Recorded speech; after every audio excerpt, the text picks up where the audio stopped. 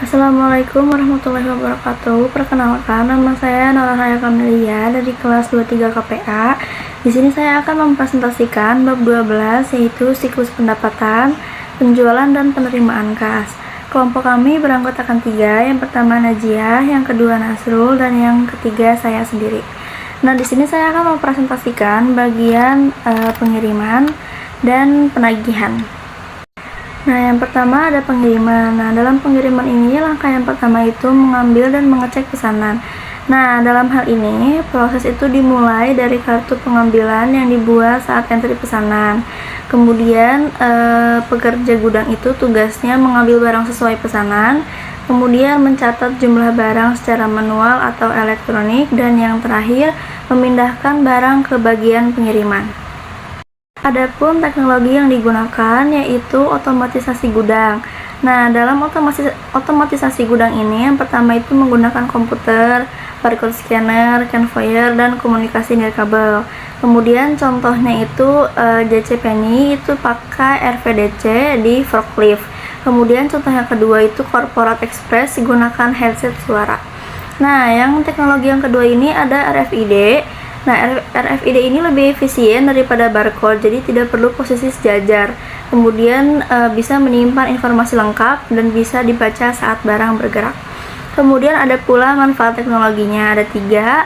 Nah, yang pertama ini meningkatkan efisiensi, ketepatan, dan responsivitas pengiriman. Kemudian yang kedua ada memungkinkan pengiriman produk terkait secara bersamaan, misalnya kemeja dan dasi. Nah, terus yang ketiga meningkatkan perputaran barang di pengecer. Selain manfaat, ada pun ancaman dan pengendaliannya. Nah, jadi ancaman yang pertama itu barang salah atau jumlah salah. Nah, cara pengendaliannya itu barcode dan RFID membandingkan data pengambilan dengan pesanan penjualan. Nah, pengendalian yang kedua itu otomatisasi sistem untuk meminimalisir kesalahan. Nah, kemudian ancaman yang kedua itu ada pencurian persediaan. Nah, dengan pengendaliannya itu yang pertama gudang harus aman dan terbatas aksesnya. Yang kedua, setiap perpindahan barang harus didokumentasikan.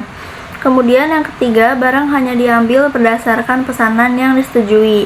Yang keempat, penggunaan RFID dan teknologi nirkabel untuk pelacakan. Yang kelima, stok fisik harus rutin direkonsiliasi dengan catatan sistem. Dan yang terakhir itu pegawai harus bertanggung jawab atas kekurangan stok. Kemudian ada pula contoh otomatisasi yaitu robot Kiva System. Nah, digunakan oleh Amazon, Gap, Walgreens, dan lain-lain. Kemudian robot mengambil rak barang dan membawanya ke pekerja. Kemudian juga bisa menghemat waktu, meningkatkan produktivitas, dan mengurangi kesalahan.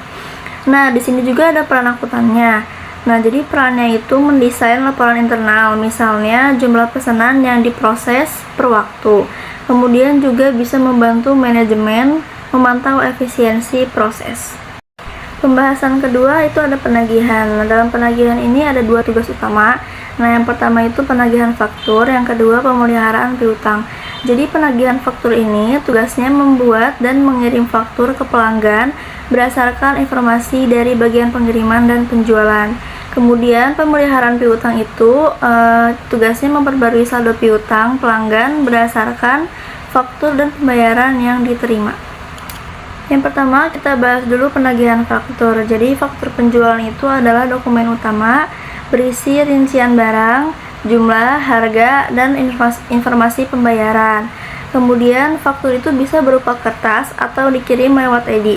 EDI itu adalah Electronic Data Interchange untuk efisiensi. Kemudian beberapa perusahaan besar bahkan menghilangkan faktur dan menggantikannya dengan sistem penagihan otomatis. Kemudian sistem ERP memungkinkan integrasi dengan fungsi penjualan dan pemasaran untuk menawarkan produk tambahan berdasarkan riwayat pembelian. Adapun ancaman dan penagihan. Nah, ancaman yang pertama itu tidak menagih ke pelanggan.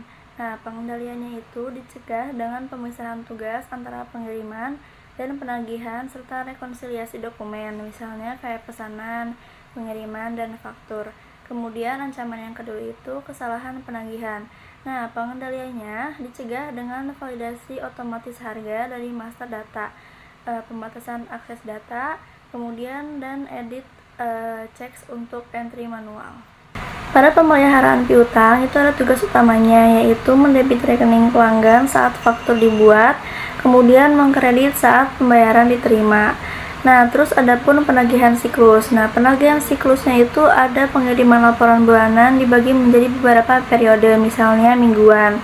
Terus menghasilkan arus kas yang lebih stabil dan beban kerja sistem yang merata. Nah, ada juga pemrosesan gambar digital. Nah, dalam hal ini penggunaan gambar digital untuk dokumentasi seperti remittance dan faktur. Terus meningkatkan efisiensi pencarian, pengarsipan, dan pelayanan pelanggan.